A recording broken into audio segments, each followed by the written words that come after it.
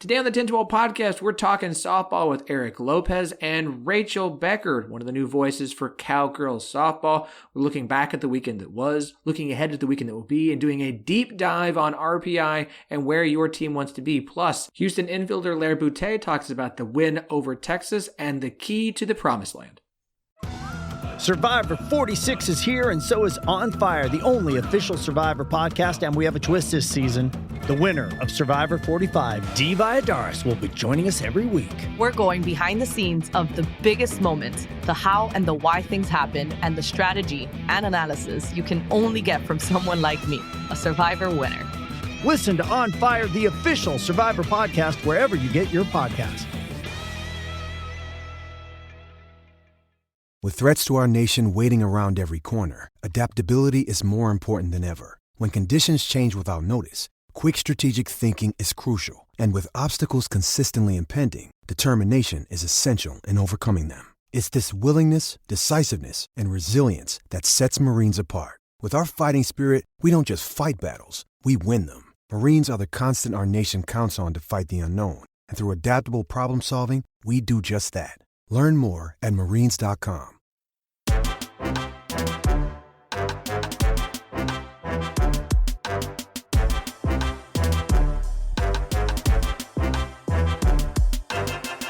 Welcome to the 1012, the podcast that covers all 14 teams in the Big 12 Conference, plus Arizona, Arizona State, Colorado, and Utah. We are the flagship show of the 1012 Network. Find every show on the network at 1012network.com. And of course, we are partners with Sports Social, Europe's biggest sports podcast network. I am your host, Phillip Slavin. Thank you for joining us on this Thursday. We interrupt your Big 12 basketball tournament to talk softball. On Thursdays, we talk softball. Yes, it's a Mean Girls reference. I'll just keep making it all season. I made the meme. It's sitting in my phone. I'll use it this week on Twitter in reference to this show. That's fine. It's a good joke for me, and it makes me chuckle. Actually, I'm gonna tangent. There is a tweet out that's like, show me show the video that should save like TikTok, and it's been out for 3 days, and the quote tweets to it have distracted me for 2 straight days. There's a one with a mouse puppet in chainmail singing a version of the song from the last season of Stranger Things in reference to avocados. I cannot explain it. It doesn't make any sense. All I know is that it's made me laugh a lot today. So now that tangent is over, we're going to talk softball. I'm done talking about mice and chainmail. Joining me today, as he does every week for softball, he is Eric Lopez. He is the voice of UCF softball. Eric, welcome back. It's good to be back after a week off, gentlemen. And my voice is a little beat up because I called my first Big 12 series of my career. It was exciting, and the voice is recovering still from it. How was it calling the first Big 12 series? Does it feel a little bit different? Feel a little more special?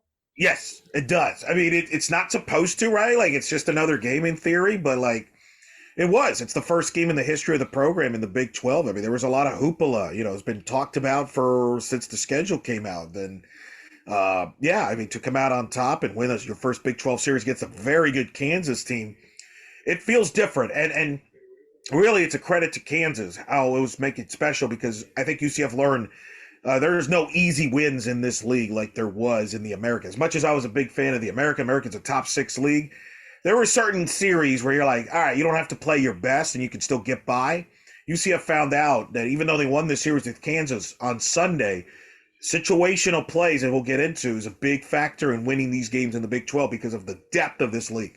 Yeah, it's the Big 12, I think, is the strongest it's been in a long time, which is something we'll talk about here in a second. Leah is not here this week. She could not make it. So I am very excited to have, filling in for her, the new color commentator voice of Cowgirl softball. And if you watch on ESPN Plus, you will hear the name of a name that many Oklahoma State fans know very well, because she hit so many incredible balls for OSU last year. She is Rachel Becker. Rachel, welcome to the show. Thank you so much for having me on. I'm excited. I'm excited. Look, I'm a big OSU, I love the Big 12. I am an Oklahoma State fan at heart. So to have even for a brief time, former Oklahoma State great joining us, it's exciting for me. It's just fun. I have to ask, Rachel, we have to start off. This is your first year doing color for Oklahoma State. If you watch the games on ESPN Plus, that is Rachel's voice that you are hearing. Rachel, how did you get this gig? Yeah, it kind of just fell in my lap. I think they were looking for somebody and probably reached out to Coach G, and he was like, kind of wanted somebody in the program and wanted someone who kind of knows how Oklahoma State softball is like inside and out. He wanted someone like that in the role. So, yeah, I don't know. I was just right there for it. And I mean, it's fun. I'm enjoying it so far. You've done a great job so far, you and Casey Kendrick. So if you're watching Oklahoma State this weekend, OSU fans, UCF fans, you can hear OSU, Rachel Becker on the call. Okay, so let's dive into. We got a lot to talk about here. We're going to do our deep dive on RPI because it is time to do so. And Eric is a bracketologist. He will be the bracketologist for D1 softball. He's been doing bracketology for college softball for a few years now. So we're going to do a little RPI. But before we do that, I want to look back at the weekend. We're going to include what was an absolutely loaded Tuesday of midweek games. There were 10 games. Actually, yeah, 10, because Kansas had added the second game against Wichita State, turned that one game into a doubleheader that they swept, which is absolutely incredible for Kansas, taking those 6-3 and then 6-5 in extra innings. Texas Tech got a sweep. Texas with a much hallabooed game at LSU that they dropped 7-4. Oklahoma got a sweep over Tarleton. Iowa State dropping a game. But let's look at the weekend in whole, plus the games this week. Eric, I'll start with you. Which Big 12 teams impressed you the most? I think you have to say Houston, because they really were right there in the fight with Texas. They knocked them out on Friday night, 12-10. You're thinking, well, maybe that was just an aberration, but they come back the third game, push them to the limit. It was 6-6 late. Texas had to pull it out. I'm going to give you credit, Phillip. You were kind of, hey, what about Houston? What about what Coach Vesley's building? Well, they're building an offense. I think there's still questions about the pitching, but I think Houston surprised people by how well they represented themselves in a sold-out crowd against Texas. I don't think anybody saw that coming. So I would say Houston pleasantly surprised a lot of people opening weekend. Yeah, absolutely. To get that win, and I know they lost the series, and that's, you come away from that saying like, well, we didn't win the series, so it's not a great thing. It's just one game. But getting that win and pushing Texas as much as they did, you've got to feel pretty good about Houston moving forward. I mean, look, it is Texas. That is a series for across every sport that Houston gets up for. And so the question then moving forward is, yes, it's impressive. Can they carry that momentum the rest of the season? Because if they do, they set themselves up well. If this was it was Texas situation and they treated Texas like a Super Bowl situation, then it might not. But it does set up well as the huge win, biggest win in program history from just a ranking standpoint, knocking off what was number one Texas. Very impressive for Houston. Rachel, for you, which team in the Big 12 impressed you the most this week? I had Houston as well, actually, for that because of the big win over Texas. And I thought it was cool in general how there was only one sweep in all of the matchups. Like, I think that's really good for the conference. And there are a lot of really close games, like especially in the series, Oklahoma State and Baylor. All those games were super tight and super, like, they came down to the wire. So that was really cool to see too. Yeah, your only sweep was the number one team in the conference versus Iowa State, who is the worst team in the conference. I mean, it's the way to describe it. I hate to say it about Iowa State, but it is the truth. To see everything else go 2-1, Houston getting the win over Texas, UCF taking 2 of 3 against Kansas and Orlando, as Eric has mentioned, Texas Tech going on the road to Provo. And I thought that would be an offensive shootout from both sides. BYU had their moments with offense, especially in that third game, the one that they got on Saturday. But Texas Tech offense was there the entire weekend. And then, as you mentioned, Rachel, Oklahoma State, Baylor, OSU's both wins on Friday and Sunday, come from behind wins, timely hitting that they needed. Baylor played incredibly well. Baylor's pitching was great. They just couldn't get enough offense to top Oklahoma State. I thought it was a fantastic weekend for the Big 12. I'm really curious, based off of what we had for matchup-wise last weekend, how much of that carries over this weekend, whereas you had Oklahoma State and Baylor, 2 of the top 4 teams, 2 of the ranked teams facing off. And so you had a lot of the other teams who are unranked facing off and turning 2-1. What happens when OSU is facing UCF? What happens when Baylor's facing Kansas? What happens when we don't have the ranked teams matched up together? I think that's going to make for this weekend. I think it's going to tell us a lot about the Big 12 this weekend because of that. I agree 100%. I mean, let's first start. I mean, Another team that impressed was Craig Snyder's Texas Tech Red Raiders. 33 runs in the 3-game series to beat BYU. Nearly was outs away from a sweep. The question now is, will that offense carry over hosting Oklahoma and their pitching staff? I think that's a big test for Craig Snyder and the Red Raiders. And then Houston, you mentioned it. Was this success as a result of hosting Texas in your park in a sold-out crowd, or can that carry over when they play Iowa State? I think that's a fascinating series for both sides. Iowa State could turn their season around if they win this series. Houston could say, hey, we're headed for a positive season if we win this year. I think there's some intriguing matchups there. And then the Jayhawks of Kansas, they were one hit away from winning that series against UCF. They've got Casey Hamilton, who's been throwing lights out this year against the Baylor team that's not 100% healthy. No, it's going to be a great weekend. I will note, as we mentioned, Houston, Lair Beautae is going to be joining us here in just a little bit. I have a very great conversation with her about that win over Texas and the season so far, and looking forward for Houston. Rachel, we're talking about this weekend coming up. Obviously, you're going to be on the call for Oklahoma State. That's going to be a big one. Looking around the rest of the conference, what series are you keeping an eye on? The rest of the conference, I think we kind of just talked about it, but I think the Baylor and Kansas is going to be a really good matchup.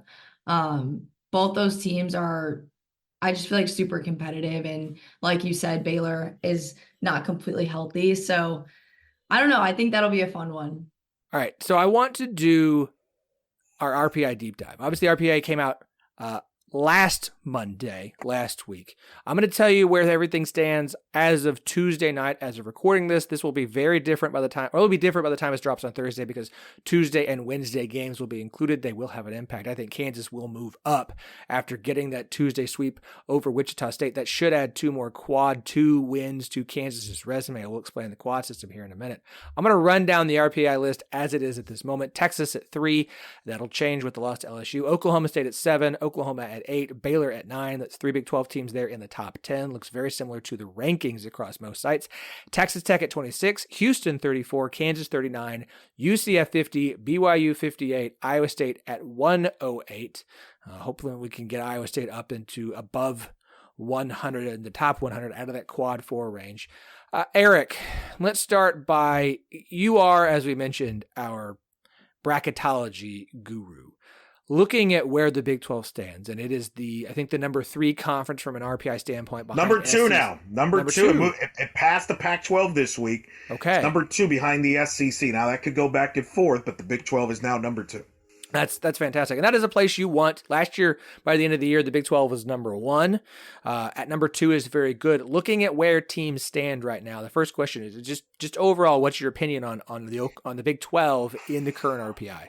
I think right now, the Big 12, you look at 4 teams in the top 10, Oklahoma, Texas, Oklahoma State, Baylor. All 4 of those teams are in position to host and be a top 16 national seed, which is what we thought. But I got to say, I was wrong about Oklahoma State. I thought they would miss Rachel Becker a lot more than they have. I don't understand it. Kenny Gajewski told me he was going to miss Rachel Becker and all his senior players. I don't know if he was hook-wicking me or what, but all the focus was on who wasn't at Oklahoma State. But now they're still top 10 with that young talent. Lexi Kilfoyle obviously is a huge part of that. I think she's the front runner for Big 12 Pitcher of the Year right now. But the Big 12 is in position for 4 teams to host. And you look at Kansas, Houston, UCF, even BYU, Texas Tech. Those teams are in the mix to host. You mentioned it. There's every team in the Big 12 outside of Iowa State's inside the top 60 RPI. That's in good shape. If you win games in this league, you're going to get a chance to get into the NCAA tournament. I think the Big 12 has a really good chance to get anywhere from 5 to 7 bids. And it's been a while since we've said the Big 12 getting 6, 7 bids. They've been kind of stuck on 4. There was the year Iowa State made it in 21 where they got 5 bids. Texas Tech made it in 19 with Aaron Edmondson. But can they gotta get to that 6, 7 bid league? I think this year they can. Between the combination of Texas Tech, Kansas, UCF, Houston, BYU, you gotta think if you're the league, you can at least get 3 of those 5 to play well down the stretch and get you to be a 6, 7 bid league, which would be a huge success for the league. And I know in talking to all the coaches before the season, they felt this was the deepest the league has been in a long time, and that would prove it. to see the league expand to 10 teams and not be watered down, but to feel that it's as deep as it is, when you add more teams and the depth gets better, that is a fantastic thing. And it is good to have more teams, because the problem you had in the Big 12 for so long was that everyone had 3 auto losses against Oklahoma. Everyone had just about 3 auto losses against Texas and just about 3 auto losses against Oklahoma State. And so you're looking there and then you're just trying to see if anybody else could get enough wins to get themselves in, when you're staring at between 7 and 9 losses on your schedule automatically because of how good those 3 teams were. Now you have opportunities for wins, and the teams are doing their part, have done their part in non-conference by not coming in with a bad RPI and just being like, just bringing everybody else down. Texas being at 26, Houston being at 34, Kansas at 39, and it's going to go up with those 2 wins over Wichita State. That lifts the entire conference up. That helps everybody. This is the situation of like all the ships, whatever. I can never remember the saying. It's old. I can't do it. But you guys know what I'm trying to say. Eric, I want to ask this. Where do you want to be in RPI? When you come down to Selection Sunday and they're going to put that bracket out there and you're wondering, are we going to have a shot to see our name called and to get in as an at-large team? Roughly, where do you want to be in the RPI? Well, I would say probably in the 30s. 40s, it could go either way. 40s, it could go either way because it depends on your strength of schedule, your resume. It's a toss-up. If you're in the 30s and you're at a league like the Big 12, you're probably going to get in. It's also important to be above 500. That's kind of what's cost Kansas in the recent years, is they had the quality wins, but they weren't above 500. That's why that Wichita series doubleheader sweep on Tuesday was significant for Jennifer McFalls. That's a doubleheader in years past. They either split or lose that series. That makes a big difference in the large when it comes to at-larges. But you want to be in the 30s to really feel good about your chances as an at-large team. And if you want to host, you want to be inside the top 16 RPI. Usually there's one team outside the top 16 that'll host, but when you really would feel comfortable if you're in the top 16, which, again, I think Oklahoma, Texas, Baylor, and Oklahoma State have put themselves in a great position to host as a top 16 by being in the top 10 already. And if they have success moving forward, that's good. That's going to keep them in that range, which will be big plus for the league. Absolutely. One thing I want to note, we kind of teased it, is the quad system. With basketball and all, we have everybody who follows men's basketball understands quads, right? Quad 1, quad 2, quad 3, quad 4. What classifies as quad 1, 2, 3, or 4 in softball is different than men's basketball. So we have to understand it is a tighter window for what are considered quality wins. There are 306 D1 softball programs. Only the top 100 are quad 1, 2, or 3. 101 through 306 are quad 4. They're all teams that you just... Which I know you hate. You hate. I do. It's too many. You can't have that much, like 2/3 of the sport, and say these teams don't matter, because that's what a quad 4 win is. In basketball, when we talk about quad 4 wins or losses, it's like you played too many horrible teams. And I understand that there is more depth in basketball because there are smaller rosters than there are in softball as far as talented players and so on and so forth. I understand all that. It bothers me that more than 2/3 of the sports is considered bad. Well, and I agree with you, for the record. I think it's an archaic system from the standpoint of, 10 years ago, maybe softball teams 100 were not very good. But now you're finding teams that are capable of beating a top 10, top 20 team. Rachel, you know about this. There's more parity in the sport. Like, everybody was flipping out, Rachel, last year when you guys, down the stretch when you all were kind of scuffling. But I was telling people, it's like, teams like Central Arkansas are really good too now. And I'm not saying they were in the category of a quad 4, but my point is, a team that's maybe 105, 110, and a team that's maybe 20 or 25 in the RPI, the gap's much smaller now than it was, like, say, 10 years ago when this system was created. Yeah, I mean, honestly, the quad system is still kind of new to me. I'm not completely sure on even how they figure out, like, the RPI and all of that stuff, but it is pretty interesting for, teams like us last year when we went and played like North Texas and teams like Wichita State, like even smaller schools like that, they're still so high up in the RPI because of their schedules and their wins and stuff. And, even when we did kind of drop those games, it wasn't like we had gotten penalized that much because those teams are getting better every single year. Rachel, how much do you players pay attention to some of like this talk about resumes and seedings and hosting stuff. How much do you all pay attention? Do you block that off? Because I know a couple of years ago when UCF was in the mix to the host, the players for UCF, I was blown away how on top of things they were. Like they were aware of, hey, we're up against this team and we're competing. Are you as players, or do you push? Do you look at that maybe closer to the year? Do you block that off? What's the from a player standpoint? We pretty much block it out and just try to win each game at a time. When we were kind of down that stretch and like lost early in the Big 12 tournament, we were like, we don't know if we're going to host. We don't know if we're even going to be like in the top 16. I don't know. It was crazy. And we were just kind of waiting to see. And at that point, we had kind of forgotten about the first half of our season, which was so strong.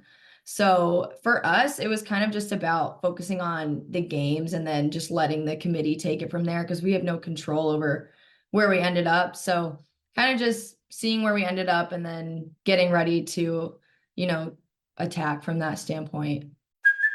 Hey, it's Kaylee Cuoco for Priceline. Ready to go to your happy place for a happy price? Well, why didn't you say so? Just download the Priceline app right now and save up to 60% on hotels. So whether it's Cousin Kevin's Kazoo Concert in Kansas City, go Kevin, or Becky's Bachelorette Bash in Bermuda, you never have to miss a trip ever again. So download the Priceline app today. Your savings are waiting. Go to your happy place for a happy price. Go to your happy price, Priceline. So obviously the RPI matters where you are in that RPI matters. The other things again would be quad wins, quad 4. You don't want to lose quad 4. You try not to lose quad 3. You want those quad 1 and 2 wins. Those are teams against top 25 for quad 1, top 25 through 50 for quad 2. Texas currently with what should still be at time of recording 7 quad 1 wins, which are a lot for this point in the season. Oklahoma State has 3. Oklahoma's got 3. And so you want to stack up as many of those, especially when it comes down to, are we going to make it or not? Like if it is picking between teams, if we're getting down into that lower 30, upper 40 area and the committee saying this team versus this team or this team, it is looking at various resumes. Do you have quad 4 losses? Do you have quad 1 wins? What's your resume in quad 1 and quad 2 combined? Texas Tech's problem last year, because I think they were a good team last year, but their non-conference was so loaded with quad 4s, they didn't have any good wins. They didn't pick up a quad 1 or 2 win until they played Texas State in the midweek, like in the middle of conference play. They didn't have any wins to hang their hat on because the schedule that Craig Snyder had put together for him when he arrived just wasn't very good. It wasn't on him. That's why he worked so hard to get a better non-conference slate this year. And that is why they're sitting at the RPI where they are right now at 26, because they've got a couple of quad 1s, a couple of quad 2s. Even with quad 1 losses, you'd still rather had a few of those than to have just a bevy of quad 4 games. Which is why you always schedule a tough knock. I mean, Kenny Gajewski, Rachel knows this, plays as tough of a schedule in the non-conference as anybody because it puts him in a position not just to host, but perhaps be a top 8 host at the end of the day. People focus on win-losses, but it's about the quality of your wins and even the quality of your losses that can make a difference. You want to avoid as many quad 4 losses as possible. That's as simple as that. And the way you do that is your league's got to be strong. And you look at the Big 12 right now, everybody except Iowa State is a quad 1 or basically a quad 2 game.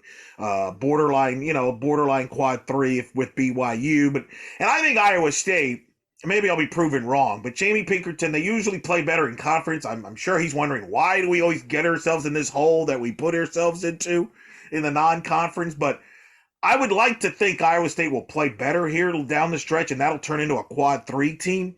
But I think that's the key is you want to play the quality games. And that's the exciting thing about this is if you're a Big 12 team, and Rachel, you know this, every weekend you've got an opportunity to pick up a quality win to improve your resume. Not every conference can say that. Yeah, and I think that's why these Big 12 games are getting so competitive. Like, as we saw last weekend, so many games were like neck and neck because all of the teams that used to be on the bottom half are sort of elevating up into like quad 2 and quad 1 teams. So, it's definitely going to be an interesting season. I'm excited to see how it plays out. Well, an example of that was Kansas. I called the Kansas UCF series. Phillip, you and Justin, I heard you last week. You were both picked Kansas. That may or may not have. No. I picked UCF. Leah and Justin picked Kansas. I was the only one who picked UCF 2-1.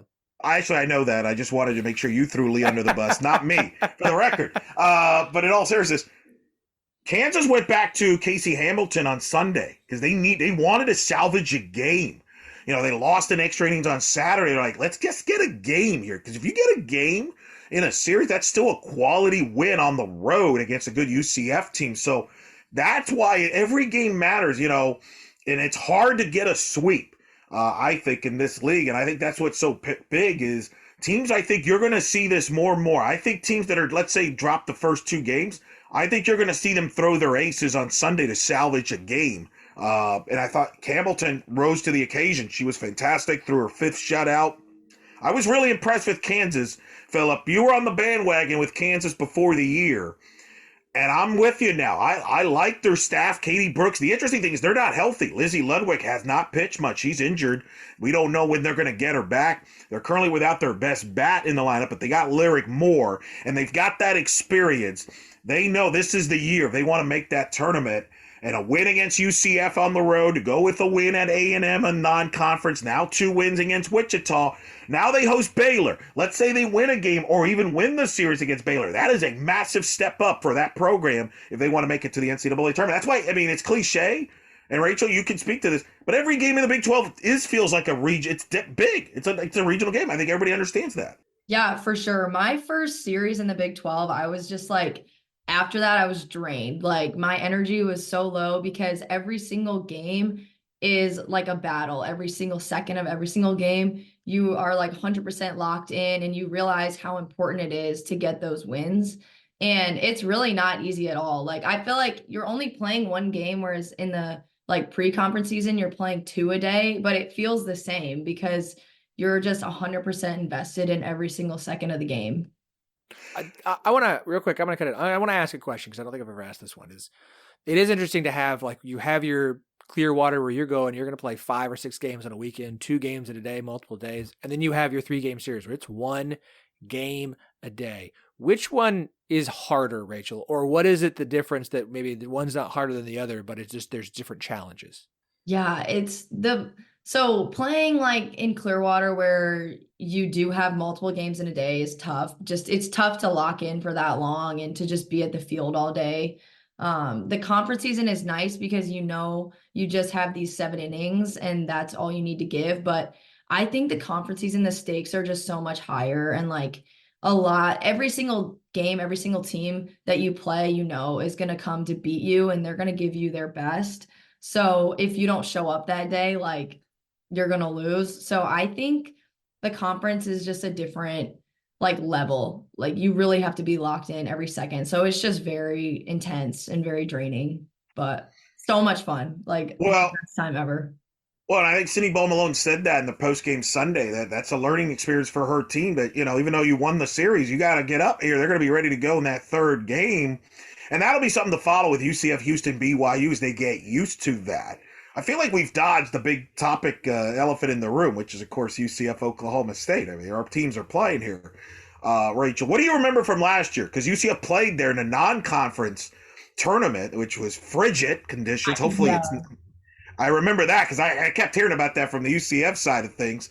But you played them in a tournament. I believe Arizona State was in that tournament. I want to say Minnesota maybe snuck in there as well late. But what do you remember from those 2 UCF games that you played? See, it's so hard for me to even remember those games because, like, kind of like I mentioned earlier, those doubleheaders, like in the pre-conference, they kind of just fly by, and you are like, you don't spend as much time preparing for those games, and you kind of just go in and, just battle as best as you can. But like you said, I remember it was freezing, and I'm pretty sure it was pretty competitive with them. So with UCF and like all those teams in that tournament. But yeah, I remember they had a good athletic team.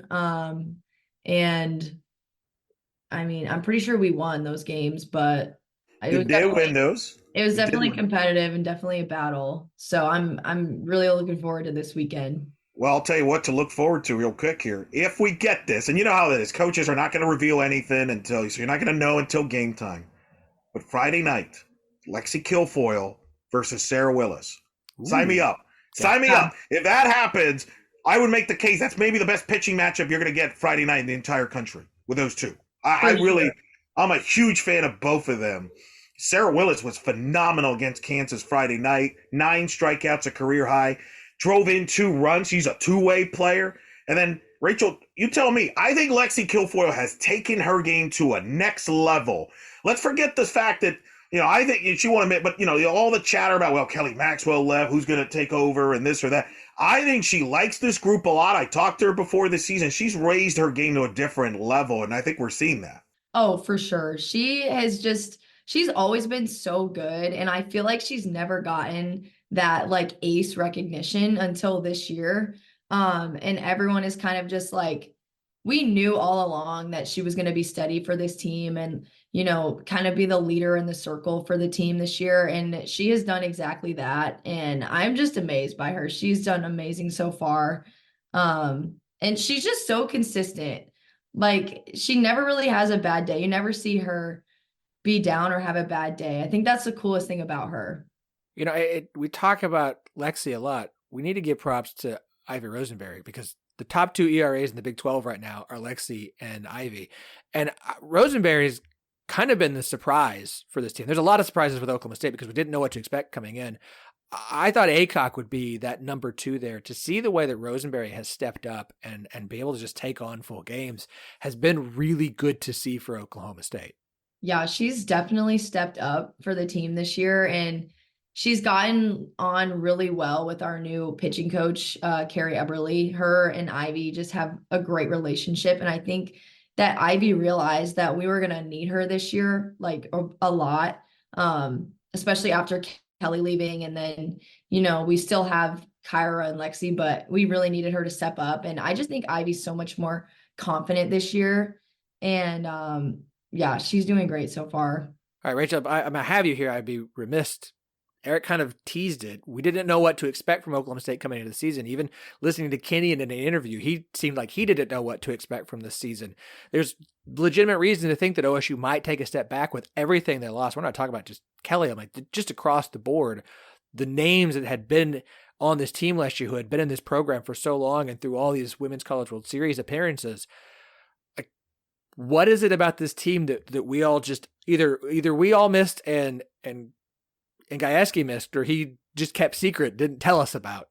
I think what's so cool about this team is we have so many young players. Like, we have majority, I think, of our starters are underclassmen, and they have stepped up in a really big way. And I don't think that we really knew how big of an impact some of these freshmen were going to have, like Carly Godwin and Rosie Davis. Those are just the 2 that have really stepped up and anchored our infield.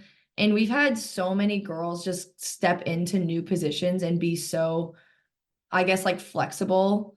And I don't know, it was a really interesting fall, coming into the fall and seeing all of the new girls, new faces that we had, and trying to figure out where everybody was going to fit was really difficult. But I mean, we've had some young girls step up really big. And then the girls that we had last year, some of the returning starters, have just continued right where they left off.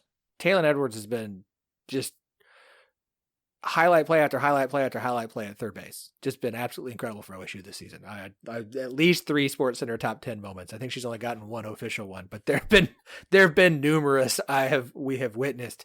Look, I think that we're going to pick this one. We've got 3 series we're going to pick. We're going to do OSU UCF last because I do think it is the one of the weekend in the Big 12. To me, maybe I'm just wearing my orange tinted glasses, and we do have a lot of OSU and UCF representation here today. Wild. It's wild. This is great. It's like it just worked out perfectly having. Thank you, Leah, for missing this week so that we could have Rachel and Eric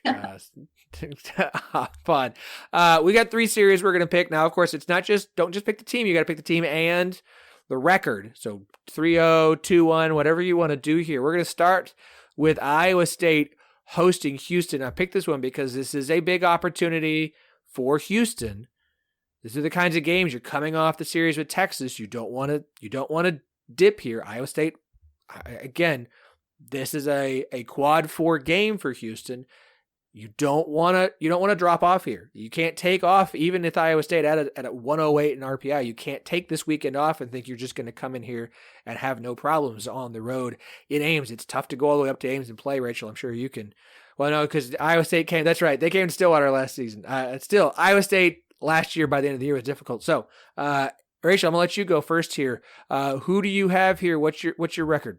I am gonna go with Houston, and I think they're gonna win 2 games, and I think Iowa State is going to win 1. I just think that this will be a good test, like you said, to Houston, and I think Iowa State's pretty scrappy. They took a game from us last year, so they're definitely gonna fight, and I think they're gonna get 1. Eric? So I think if you're Jamie Pinkerton, your approach is, hey, guys, we got the Oklahoma games out of the way, right? We're 0-0 now. New season. You're at home. They got to win this series. Otherwise, you're digging yourself a big hole. And if you're Houston, you want this Texas win to matter. You don't want this. I have questions about both pitching staffs. I would not be surprised if you see a lot of offense in this series. I'm going to go with Iowa State 2-1 because they're at home and they're the desperate team that's hungry. And they usually turn it on in conference. But listen, if Houston wins this series, Phillip, then I will jump on board as far as Houston is a legitimate NCAA tournament candidate. I just question my concern about Houston is I think they're literally got 2-3 pitchers on the staff. Taylor Edwards pitched the other day. She's back on the team out of nowhere. Where did that happen? But anyway, there'll be a lot of scoring in this series. And look, Houston's been hitting the ball really, really well. Like, this has been a fun offense. This is a good offense to score. And so going on the road, it really is. Can Houston avoid a hangover? Again, you didn't win the series against Texas, but you won one. You almost got them on Sunday. You played a great series against them. This would be a hangover and a letdown if they go on the road to Ames. I'm gonna put my faith in Vasselli. I hate doing this to Pink. I really do. Maybe he won't listen this week since Leah's not on the show, and I don't have to feel bad. You're going with Vass over Pink. Yeah. I'm gonna take Vasselli. It's kind of like. To me, it's similar to Kansas. Like, Vasselli has kind of pushed all her chips in this season, in this first season of the Big 12, to trying to get this program turned back around. Kind of like this is the year for McFalls at Kansas. We got to do it this year. Next year they're gonna have to replace a lot. So I'm gonna take Houston 2-1 as well. I definitely don't think they're gonna go on the road. I don't think I could pick Houston to sweep anybody. As good as the offense is, Iowa State's gonna be difficult at home to play. They're always good at home. I do think they take Lee has said it. Iowa State steps up against the better teams, right? But I feel like in Big 12 play, you treat every team like a better team because it is conference play. So I think Iowa State will bring their best. I'll take Houston 2-1, but I think it's going to be a close. Like we're going to see a lot in the Big 12 this season. I think it's going to be a close series. All right, so let's move to. I picked this one because it's when we started the season, before the season, I said Oklahoma would lose multiple Big 12 games this year. And I said, I don't know who it will be. Would it shock me if Texas Tech found a way to put up a bunch of points and steal one away from Oklahoma? Well, it's Oklahoma, Texas Tech in Lubbock this weekend, so I got to put this one on here. Rachel, who do you have in this series? What's the record? So I've been going back and forth because I could see Oklahoma sweeping Texas Tech, but I really do think these games are going to be like super high scoring. I think Oklahoma is going to need to really put on a bunch of runs because we know Texas Tech in the last weekend, they showed that they can score runs too. So I still think Oklahoma will sweep, but I think it'll be way more competitive than it has been in the past. Fair enough. Eric? I agree. It could be high scoring, especially if the wind's blowing out, right, Rachel? If the wind blows out in Lubbock, I've heard that ball, it could be 21-14. Could be a football game. Could break out. This is a big one for Craig Snyder and Texas Tech. We're going to find out. Can they put up runs against Oklahoma? I think they will, at least in one of those games, if not two. I think that'd be great. I'm not sold that his pitching staff can hold Oklahoma. Not that many can. By the way, stat for both of you. There are currently 7 Big 12 teams in the top 50 in the country in runs scored and batting average. Hello, there is a ton of offense in this league, and those are 2 of the teams, Texas Tech and Oklahoma. I'm going to go with the Sooners to sweep, but I do think Texas Tech will make it interesting, and they will have an opportunity to maybe steal a game. But can they take advantage? We shall see. I know there are a few OU fans who listen to this show and pay attention. And I'm going to hear about this. I just know I am. I'm going to do it anyways because I put it out there before the season, so I'll stick with it. I'm going to take OU 2-1. I think because this is in Lubbock, because Texas Tech knows this is a big opportunity, because I'm not going to pull the OU's not as good. OU is still ridiculously good.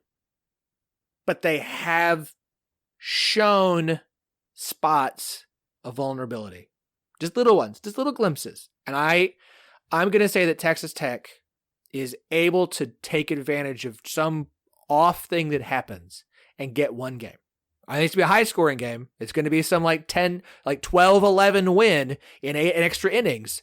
But I think they're going to do just enough on offense in one game. They're going to have one game where they just put everything into, because Texas Tech almost beat Oklahoma in one of the games last year.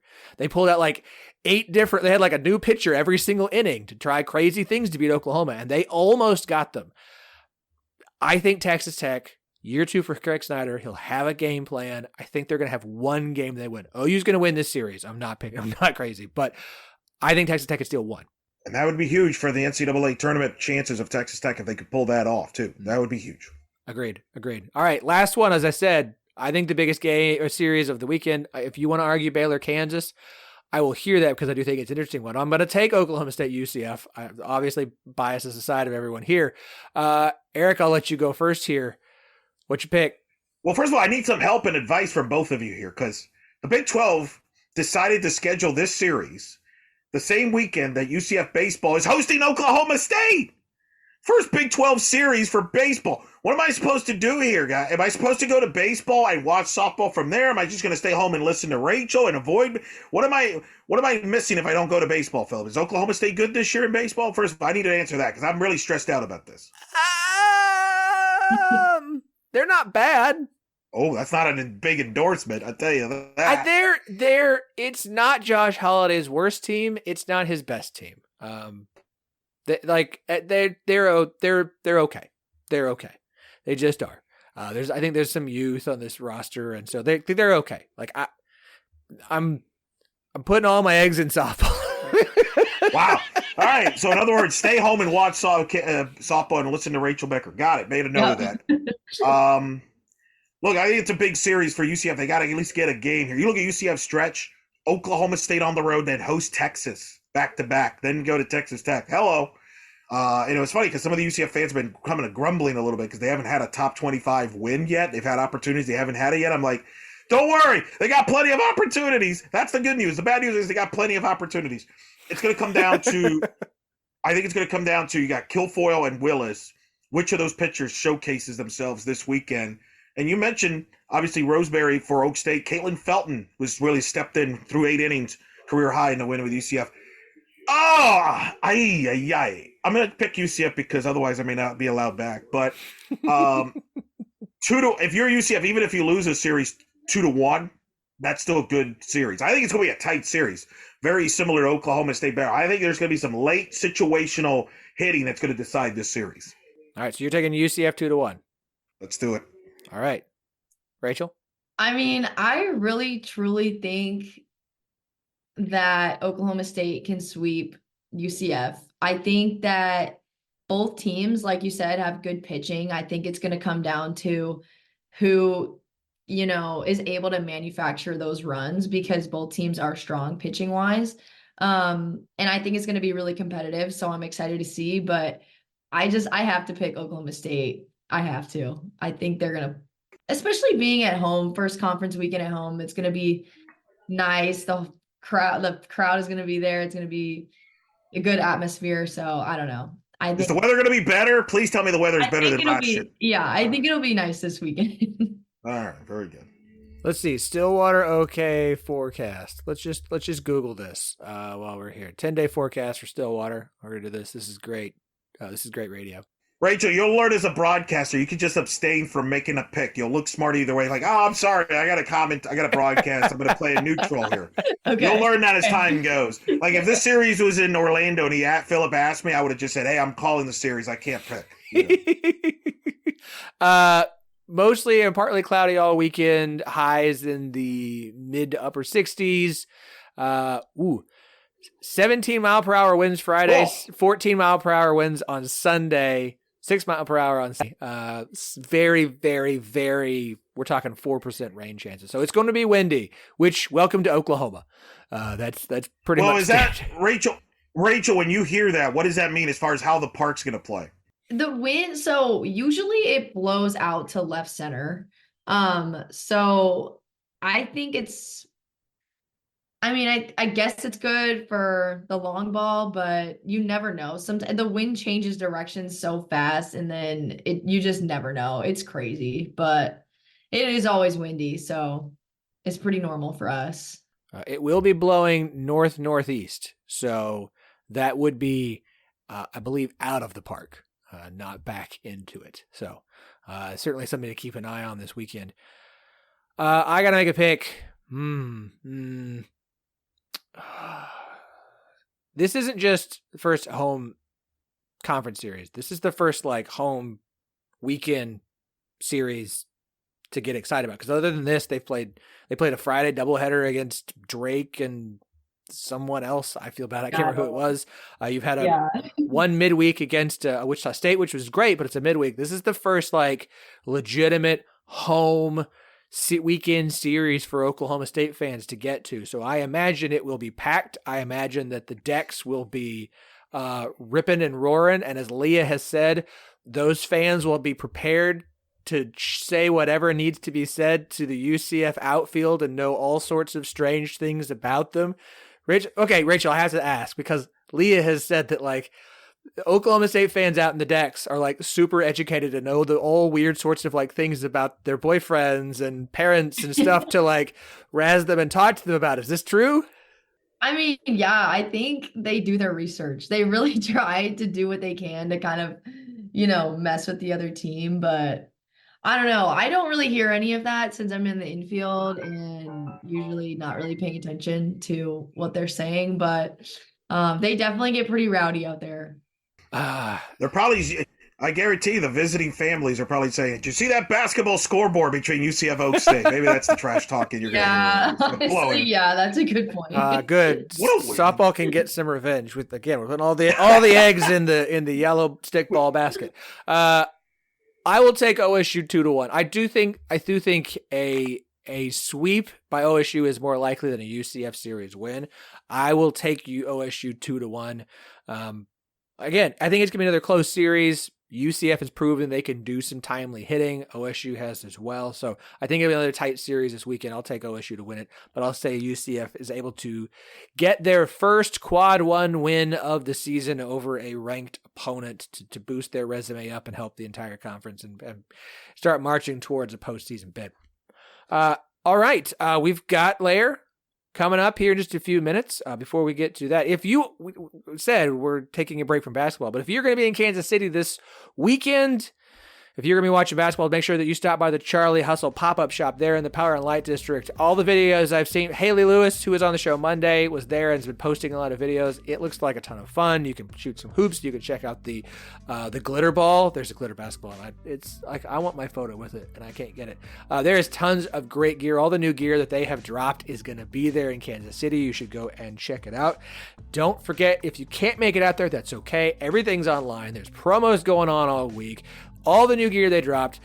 Eric, there's a Fear the Franz shirt, and it's fantastic at Charlie Hustle. It's absolutely fantastic. They've got new hoodies they just dropped. There's a UCF one. There's Oklahoma State one.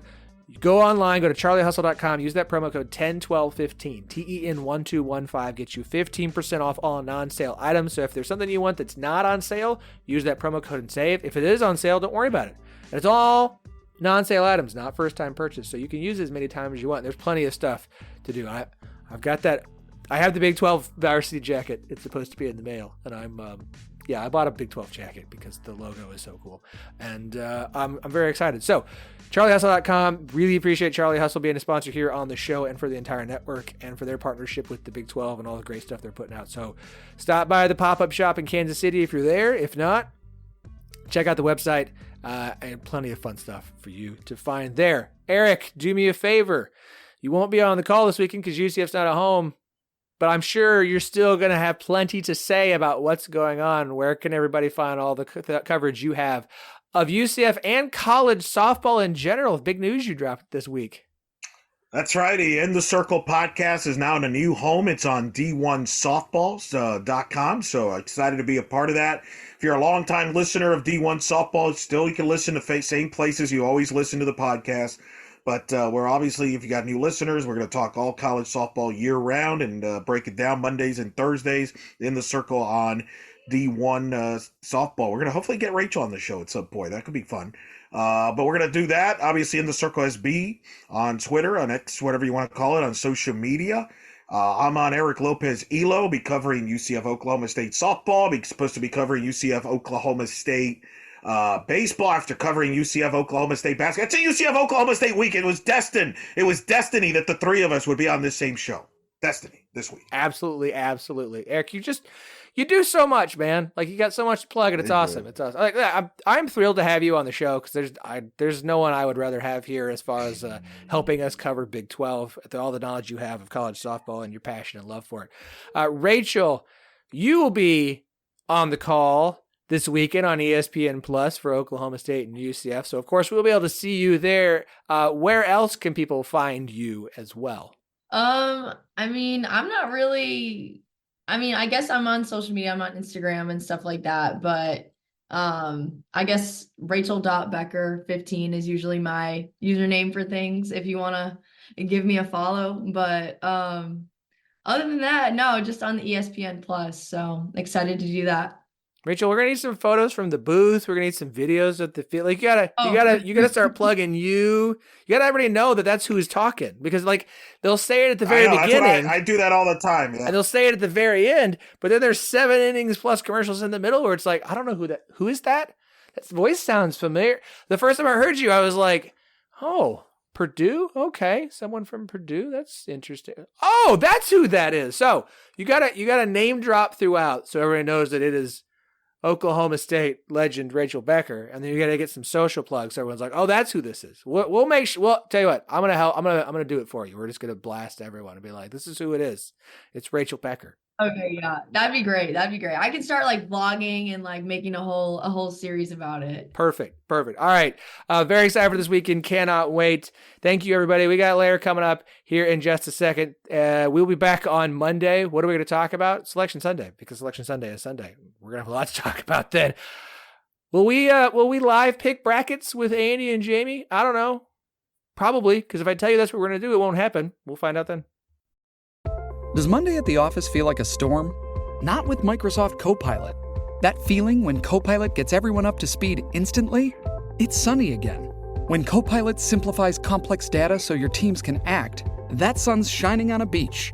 And when Copilot uncovers hidden insights, you're on that beach with your people, and you find buried treasure. That's Microsoft Copilot. Learn more at Microsoft.com/AI for all. Very excited today to have one of the offensive weapons, and I think that's a good way to describe her, from the Houston Cougars, Lair Beautae, joining us today. Lair, welcome to the 10-12. Thank you for having me. Very excited to have you here today. Very excited to talk about Houston Cougars, because first year in the Big 12, that should be exciting enough. But then to start Big 12 play, the way Houston did this past weekend with a win over previously number 1 Texas is huge. I want to start there because that's been the storyline, I think, around softball, is just to see this shocking win from Houston over Texas on Friday, and then to give them the fight that you guys did all weekend despite losing the series. Let's start with Friday. It was one of the biggest wins in program history. How did that win resonate for you guys? What was the thought in the locker room, both heading into that game and then afterwards coming out with that win? Going into the game, we were just like, it's Big 12 play. So we were just very excited to, get the season going officially. We had our preseason wins and everything, but in the locker room, we just had all good vibes. Everybody was just ready to play. And we were just pumped. We were like, we don't care the rankings. We don't care what's across the chest. We were just gray faced and we were ready to play. Okay. So you guys go through the game. You have a fantastic performance on Friday and you get the win. I mean, it's a big celebration. What's the look? It's Texas. Like Houston, Texas doesn't like playing Houston. I mean, we ran the joke for 2 years. Texas having to be in the same conference as Houston is just the worst thing that could ever happen for Texas. Like, I know you are new to Texas coming in from Tennessee, but like, what's the vibe from a Houston standpoint of getting that win? It was just, I don't know, coming from like watching football and basketball and, just knowing like people don't like Texas here as much as other schools don't like Texas. It was just like, wow, we beat Texas. Like, we officially we beat Texas. So it was just really fun. It was very, I felt like it really just set a tone and let the world know like Houston's coming to play this year. So it's just like letting them know it doesn't matter what's across our chest. We're all coming to play today. I mean, you've played in some big games previously. Where does this one kind of rank, this past weekend series with Texas for you? I'd have to say it's top three. Top three, definitely. That's awesome. Like, I do think it opened a lot of eyeballs. We've talked about it here on the show. Like, it puts Houston in a spot where they have a real chance to make it to the postseason. Obviously, that's the goal. But like, how did that win affect you guys as a team mindset? Is it just now we've got to put it behind us, we're moving on, or do you feel like this team still kind of got a little? Has that given you some extra energy? I feel like it does. Like, I personally, I've talked to some of the girls. We feel like we can compete with anybody, no matter who they are, what they're ranked. Like, we're all here to play the game, and we're going to show off our talent. We're going to have a great face, and we're just going to go and attack the person day by day. And I feel like that is really going to help our momentum throughout the rest of the season. Just, not caring who we play, the Oklahomas, the Oklahoma States. It's just going to be a great face, straightforward, and we're just going to keep playing our game. So, like, from the outside looking in, there's always the question of when you get a big win like that, your hope is it creates momentum moving forward. Yeah. Your fear is that you suffer the hangover from the big win, right? Like, this is a big series against Texas. It's home. It starts Big 12 play. Can you carry that forward? What are you guys talking about internally, and how is the coaching staff talking as you guys prepare to head to Ames this weekend to face Iowa State, who is obviously not as good as Texas this year? They're not ranked. It doesn't have the name recognition, but it's still a Big 12 series. How are you guys talking about things this week to kind of get past Texas and look forward to Iowa State? We really just, of course, we have to win, and, we just put it behind us. We focus on the person in front of us, and we treat everybody the same, no matter the rankings, the name, no nothing. Like, everybody's going to come out and give their best, of course, knowing that we just beat Texas. So just knowing that we're going to get the best of each team that we have moving forward. So like I mentioned, you transferred in from Tennessee. Yes. What led to you committing to Houston? Coming from Tennessee, having 2 very successful years there, you picked Houston. It's not a program that's had the postseason success. Obviously, it was joining the Big 12, but doesn't have the pedigree to some as an SEC program. Not my words. I'm just saying how people view. But what led to you picking Houston and coming to play for Coach Vaselli? It was very welcoming, very inviting. I was just able to, as soon as I stepped on campus, I just felt all the energy from the coaches, from some of the girls that I had lunch with on my visits. And then not only that, I do have family who is probably 3 hours away from here that live in Dallas. So just being able to, have them be able to come to more games and, just being able to just come and have fun. I'm always curious talking to anybody who enters the transfer portal. I think fans and people from the outside too often just treat it as a little bit too flippant and I think too much anger about players who enter the transfer portal. What is that experience like, having to make the decision to leave the program that you were part of, go and hunt for a new one, making that transition of moving, reacclimating, readjusting to new teams? What has this experience been like for you? It's been a very, big experience. Just, making the change, like, sometimes it's just time for something different. So it was just, being able to put myself first, having the support from fans, my family, friends, coaching, teammates. So the experience has just been something completely different, something I wasn't expecting. I know some people don't have the best experience, but I could say mine has been pretty amazing. That's fantastic. I would say experience on the field has been great for you as well. 5 home runs, which is tied for the lead for the team. Again, you had a great performance this past weekend. What about Houston so far? What is it you feel like has helped you continue to work to grow your game this season? I think just the drive from the team, like everybody wants to win. We have fifth years who, and some 6 years, I believe, but everybody just wanting to have the same goal and just knowing that we're all on the same page and wanting to compete and go far and not end our season later on is just really inspiring and makes me want to keep going, especially the coaches just pouring in their time and their hard work and dedication to us is just really actually making me want to be even more motivated than I am now. All right, hitting coach Nadia Taylor there. I actually just listened to an interview from her, which was really good. What's it been like learning from her? Oh, it's amazing, especially knowing that she is a pro player still. And I think we actually played Texas and they had Nadia Taylor shirts on.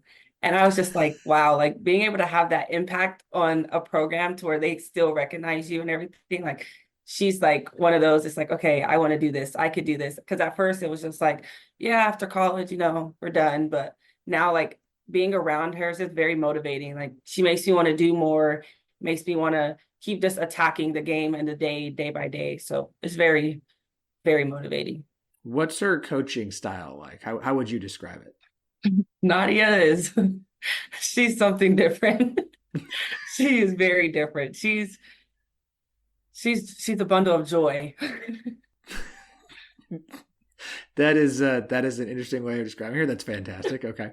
All right. I got a few things I got to ask, some fun questions for you. Okay. Number one off the top. You actually have not one, not two, but 3 walk-up songs, one for each day of the weekend, Friday, Saturday, Sunday. Okay. Walk us through what those 3 are and why you picked them. Okay. Soak City, it's like kind of reminds me of home because it's a song that went viral back home. So I think like that just gives me something like a reason to, keep going. Like you have family back home, you got to put on for the city. I look good. I like to look good, feel good, play good. That's my thing. So I have to have my nails done, eyelashes, hair done. So I look good is just like, it describes me. And then Low Down, I just like the beat. Like it just puts me in like today's the day. Like it's a bad day to be a softball. So that's why those 3 are my songs. So Friday is Soak City, Saturday is I Look Good, and Sunday is Low Down. Very nice. That's fine. You think of like one walk-up, but 3, that's okay. I like it. I don't like to listen to the same thing over and over again. So I have to switch it up a little bit.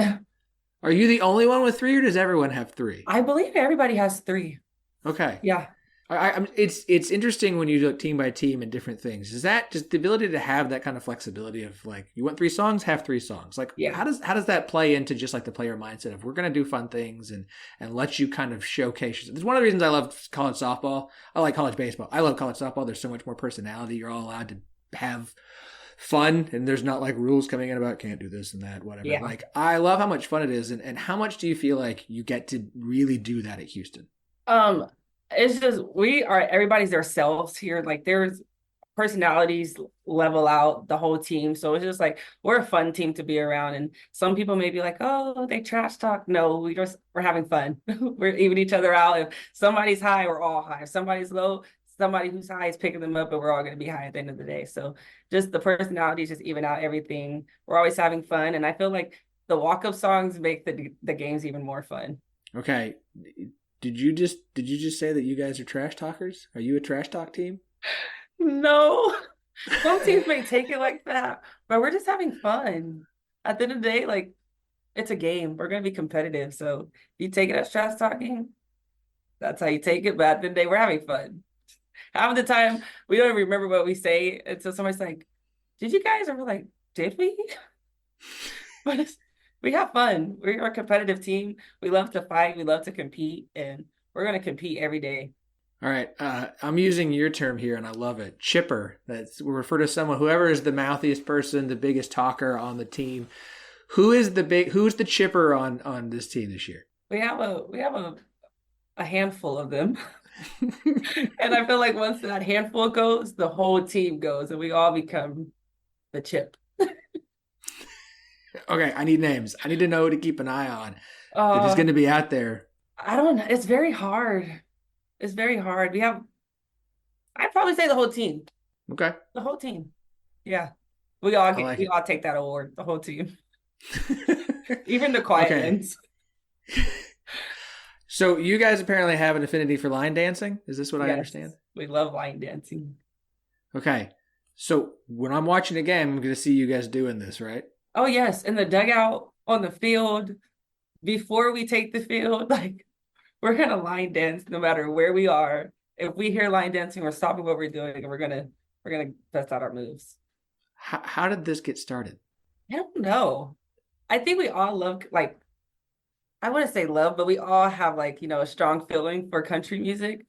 And I know, like, of course, TikTok is a thing. And we watch TikTok sometimes. We're like, hey, let's learn this. And then we learn it. And then it's just an ongoing thing. And it just becomes our thing. All right. So is there a specific couple of songs you guys like? Is there a certain line dance you guys like to do? We like Can't Get Enough by Tamia, I believe. And then Slow Wind. That's a lot of them. It's a lot. It's like 3-4 of them. Okay. All right. Something to keep an eye on. All right. Last thing, props kind of become a thing, especially in college baseball, but especially college softball. We see teams find something, some item that becomes kind of part of each team that they can kind of rally around. Talk to me about the key to the promised land. It's a big gold key. Nadia came walking in one day and was just like, I got the key. And everybody's just like, what is this for? And we say promised land all the time because that's our goal at the end of the day. And she's like, here's the key to the promised land. So that's just like our thing, like our little saying, the key to the promised land. You got to carry it with you everywhere. That's the only way you can get in somewhere. Like that's the only way we can get to our goals with the key. You got to unlock the doors to get to the promised land. So we have the key all the time. What moments bring it out? What gets it out of the dugout? Home runs. When we hit home runs, we bring out the key and it's just like we're unlocking the gate. Like we're headed to the promised land. We're opening the gate. We're going to walk through, drive through.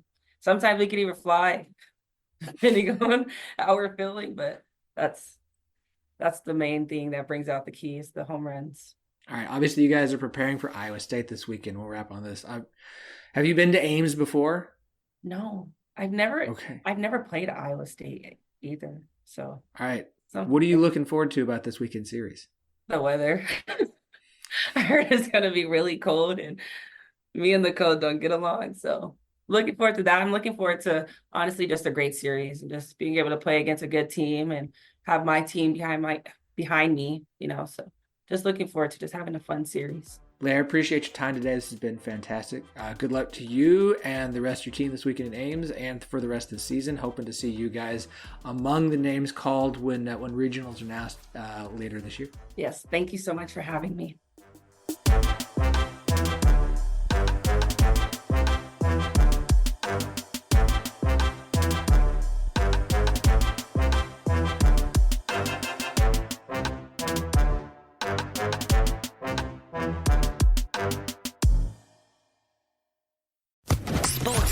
Podcast Network.